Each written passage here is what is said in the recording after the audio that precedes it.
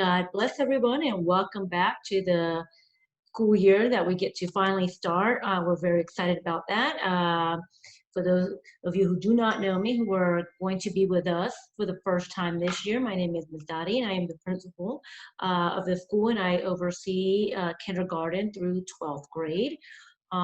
This is a different year for us, but we have done our best to prepare as much as we can, so we feel that we are ready to get this school year started. I do want to go over a couple of things with you, just about some of our procedures and so forth.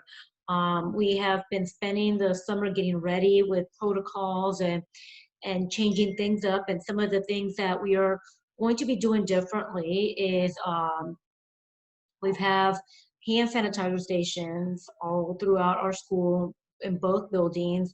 And of course, teachers still have it in their classrooms like they did in previous years. But this way, the children always have access to be able to do, that.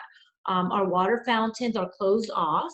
So we bought new, I don't know how you would describe them, but they are stations that we have where students can bring their water bottles and fill them up. If they're you don't have to touch buttons. They just go through sensor and you can put them in there and they can fill them up at any time. That way it's hands off and they're not having to put their mouth on it like they would normally do at the water fountain. So we have that in the procedures. We also purchased a system for air conditioning, which it's a system that purifies and continues to cleanse through the classrooms and the air throughout the day. And we are consistently going to be having people coming in and disinfecting. We already did before at the beginning and the end of each day, but now we're going to be doing it throughout the day. We also have Carline. We're using a different program this year. We're really excited about it and hope it works for us, where their students, each family will be given a number and students will be in the classrooms with their teachers at the end of the day instead of waiting outside in the car line or in the chapel like they used to be. And the teachers will get, hopefully on their TV screens, we are still working on that, the number will show up and then the family will head out to dismissal, and hopefully that can help avoid everybody congregating in the same area and the students just going from their classrooms directly to dismissal when their number is put on the screen for that. When you drop off your children, we have two different dismissals and drop-off times. For those of you who have been with us for years, this is the first time that we do that. And we're trying just to avoid everybody coming in or dismissing at the same time. Elementary school, their schedule is 7:30 to 2:30. However, we still have the free breakfast program, and if you want to take advantage of the free breakfast lunchtime, the children get that between 7:15 and 7:30. So you can drop your child off as early as 7:15. They will go through the lunch line, and they will pick up their breakfast and go upstairs to their classrooms, as breakfast and lunch will be in their classroom, so they won't be congregating in the lunchroom area. So they will get to do that. For middle school and high school, they do not have to be in the classroom till 8 o'clock. So breakfast will be opened up for them at 7:45 a.m. So they can start coming in at that time. The same thing, they pick up the lunch, go straight to class, and then they eat it up in the classroom. So that is another change that we are doing. If your child is in our VPK program, even if they do not stay for their daycare portion, they can, at dismissal, they will be given a lunch to take with them as well, because they leave at noon dismissal. When children are dropped off, this is very important and we need everyone's cooperation with this. When children are dropped off, they are not to get off out of their vehicles until their temperature is checked. If they're in morning care, they will still come in through the lobby. But if they're coming in the morning drop-off in the car line, we ask that parents don't get off out of the car, or that it's going to make the process longer. But we will have about 4 or 5 people out there at one time taking the student temperatures in their vehicles. And once their temperatures are cleared, they can get off their vehicle and they walk inside the building to get their breakfast and go to class, or go straight to class if they had breakfast at home. Our masks are optional in the classroom. However, we do ask that everyone wear a mask as they are coming in, because we have different groups coming in. During the day, they will basically only be seeing the group that they are with. But in the morning, we do have different grade levels. So just for prevention, make sure they have their mask on as they're heading to class. We ask that if they are waiting in the car, that you do have the air conditioning. It's Florida, it is hot. And if they're sitting in a hot car, the temperature most likely would be going up. Then at lunchtime, we will retake their temperature to make sure that still nobody has a fever and so forth. We're just trying to take preventative measures.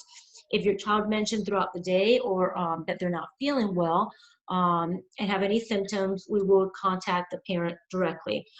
This year, we do have a sitting area specifically for students who are not feeling well, just as preventative measures, and we have that room split up into different sections so that if we have 2 sick students at a time, they're not together. They are separated, and they're in a room that's right off of our front office so that they can be attended to as needed. If a parent needs to come to the front office for any reason, we ask that they do wear a mask when coming in to speak to the front office staff, or for signing checks or anything that they need to come to the front office for. We do have a shift, and for those of you who have been with us, you know that Ms. Desiree has always done admissions and student accounts. Well, she is still with us. However, she has completely shifted over to accounting and will be doing all that.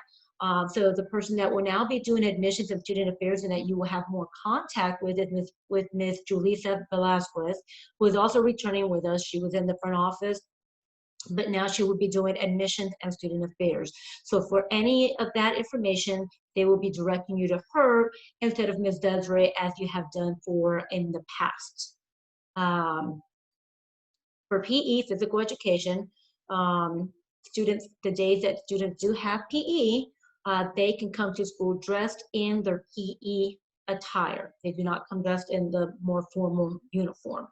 But they do need to always have a uniform, whether it's the regular class uniform or their PE uniform. If you are e-learning, like we discussed in the e-learning meeting, they do not have to wear uniforms if they're at home e-learning. However, they cannot be in their rooms, laying on the bed or pajamas. They need to be up in a designated area for learning and just wearing regular regular clothes, not their PJs. So that helps them focus a little bit more. If your child is in high school and they are taking HOPE, it is a requirement that they have to take in high school. It's only 1 year, but there are several students that are in our HOPE class this year. They do need to, most of them are 9th graders, so they have PE uniforms from last year. On Mondays and Wednesdays, HOPE is different. It is a PE plus health put together. So they will have their indoor classes on Tuesdays, Thursdays, and Fridays, but they can come dressed in their PE uniform on Mondays and Wednesdays. They can come dressed in that to school. They don't have to change during the day. It just makes it much easier. They don't have to worry about changing. Students who are involved in sports, we already have our volleyball and our soccer sports in effect. On game days, they can wear their jerseys with jeans. Their jeans cannot have holes from the knee up. If they have, like the patches, the holes, they need to wear that below the knee, but they can come dressed with their jerseys and jeans on those days that they have games. Trying to have my notes next to me, so I'm trying to make sure that I get everything through. Communication is key. It is very important that teachers will be communicating with you a lot during the school year. We are not doing agendas since we have so many kids e-learning, so many kids at home. If you want your child to use an agenda and you want to purchase that on your own, you can do that. But we are going to be having the teachers send weekly emails with like tests, when tests will be giving, projects, and so forth, just to kind of alleviate the stuff that is going back and forth between students and teachers. Communication is important, just with the front office, with your teachers, and so forth. We're trying our best with everything that's going on. We will be constantly communicating, sending out emails. If for some reason you're not getting emails, please contact the front office. We're trying to send emails through like regular Gmail and Quick Schools to make sure that all parents are getting it. But if you're not getting emails, please make sure you contact us so that we have the correct information. Because sometimes we go back and one parent's email was put in the application packet and not the other's email, so one parent's getting it was not. You can just send an email to the front office, NJCA Eagle, NJCA at njcaeagles.com, and just say, my name is so-and-so, I just want to verify that my email is correct on Quick Schools, and they can verify that information for you. They have been very good about doing that. We ask that any communication on both sides is done with respect. We try our best, but we are not perfect. Mistakes do happen. And we ask that when that does occur, that you just reach out to us, communicate. We're a team. You know, we're here to help each other out and make sure that the students have a successful year and that everything is done for their benefit throughout the school year. So please make sure communication is key and everything is done respectfully. Contacting us, whether it's through the phone or through the email. We're here as a team to work together. You will be getting emails. You already have gotten emails, but the teachers will be doing orientations with you on Thursday, preschool on Wednesday at different times. They have already sent that information out to you. You will be meeting the teachers a little bit more. They'll be giving you more detailed information that is particular to your child's class. So be waiting for that.